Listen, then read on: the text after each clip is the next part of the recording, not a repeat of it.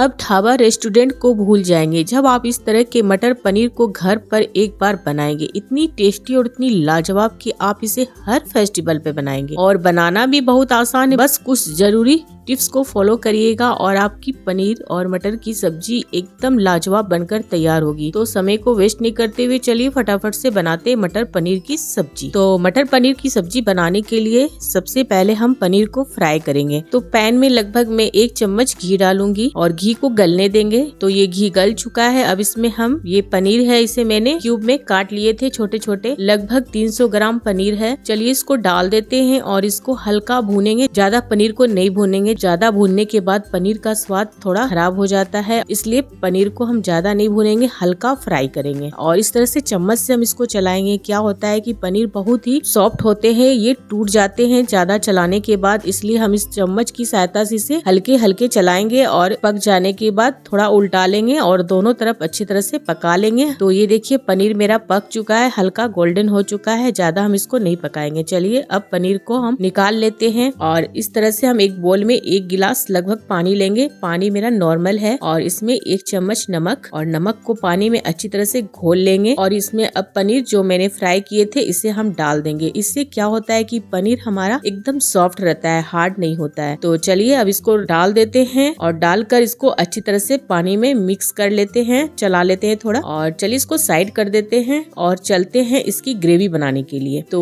मैं इसी पैन में ग्रेवी बनाऊंगी। तो ये जो घी बचा हुआ है, अब इसमें हम लगभग 2 बड़े कटे प्याज हैं और ये 1 पोटी लहसुन है। चलिए इसको डाल देते हैं। और ये 4 हरी मिर्च है, इसे भी हम तोड़कर डाल देंगे, इससे बहुत अच्छा फ्लेवर आता है। और ये 2 सूखा हुआ मिर्च है, ये तीखी वाली मिर्च है। चलिए इसको भी तोड़कर हम इसमें डाल देते हैं। तो चलिए अब इसको थोड़ा चला लेते हैं।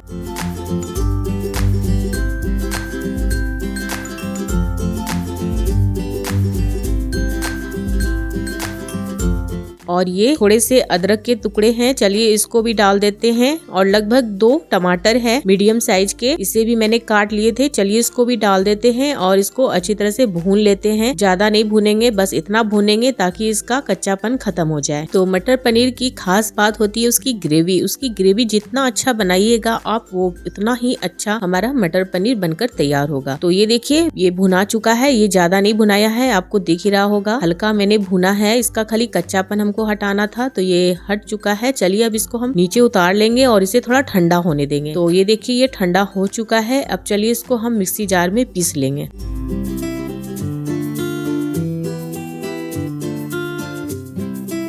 तो इसमें हम पानी का इस्तेमाल नहीं करेंगे, बस इसी तरह से हम इसको पीसेंगे। तो चलिए पीस लेते हैं। तो ये देखिए मेरा पिसा चुका है। चलिए अब इसको हम साइड रख देते हैं और मसाले की तैयारी कर लेते हैं। तो बहुत ही कम मसाला हम इसमें डालेंगे, ज्यादा मसाला नहीं डालेंगे और कम मसाले में ही लाजवाब बनकर ये तैयार होता है। तो चलिए अब एक कटोरे में हम मसाले को निकाल लेते हैं। तो बहुत ही कम मसाला में हम इस ग्रेवी को बनाने वाले हैं और कम मसाला में ही इतना अच्छा टेस्टी बनकर तैयार होगा। आप घर पर एक बार जरूर ट्राई करिएगा, तब आप हमें कमेंट करके बताइएगा कि क्या सही में आपका मटर पनीर काफी टेस्टी बनकर तैयार हुआ है। तो मसाले में मैंने लगभग आधा चम्मच हल्दी लिए हैं। चलिए हल्दी को कटोरे में डाल देते हैं और लगभग 1 चम्मच गरम मसाला और 1 चम्मच कश्मीरी लाल मिर्च और 1 चम्मच धनिया पाउडर। कश्मीरी लाल मिर्च तीखा नहीं होता है, इसको बस हम थोड़ा कलर लाने के लिए डालते हैं। तो चलिए अब थोड़े से पानी डालकर इसका हम घोल तैयार कर लेते हैं। घोल तैयार करने के बाद क्या होगा कि ये मसाला हमारा पानी में अच्छी तरह से फूल जाएगा। अब चलिए उसी पैन में जिसमें हमने पनीर और मसाले को भुने थे, उसी पैन में हम लगभग 2 बड़े चम्मच मस्टर्ड ऑयल डालेंगे। तो चलिए मस्टर्ड ऑयल को डाल देते हैं और इसे गर्म होने देंगे। अब इसमें हम कुछ खड़े मसाले डालने वाले हैं। तो 1 तेज पत्ता है, 2 लौंग है, 1 दालचीनी का टुकड़ा है, थोड़ा सा जीरा है और 2 हरी वाली इलायची है। चलिए इसको डाल देते हैं और इसको थोड़ा भून लेते हैं। तो ढाबा रेस्टोरेंट में क्या होता है कि ढेर सारा मसाला डाला जाता है, जिससे उसका स्वाद थोड़ा, ढाबे रेस्टोरेंट में क्या होता है कि उसमें ढेर सारा मसाला डाला जाता और बहुत सारे ऑयल का इस्तेमाल किया जाता है, जिससे वो काफी खाने में तो ठीक लगता है लेकिन हमारे शरीर के लिए काफी हानिकारक होता है। इसलिए हम आपको घर पर मटर पनीर की टेस्टी और खाने में काफी लाजवाब है। ये आप कहिएगा कि कम मसाले में ये मटर पनीर का टेस्ट अच्छा नहीं लगेगा, तो ऐसा कोई बात नहीं, आप एक बार घर पे जरूर ट्राई करिएगा। इतना टेस्टी बनता है कि मैं क्या बताऊं आपको। तो ये देखिए जो मैंने खड़े मसाले डाले थे ये अच्छी तरह से भुना चुके हैं। अब इसमें हम जो मसाला को मैंने पानी डालकर फूलने घोलने के लिए डाला था। अब चलिए इसको डाल देते हैं अच्छी तरह से घोलकर और इसे थोड़ा भून लेते हैं।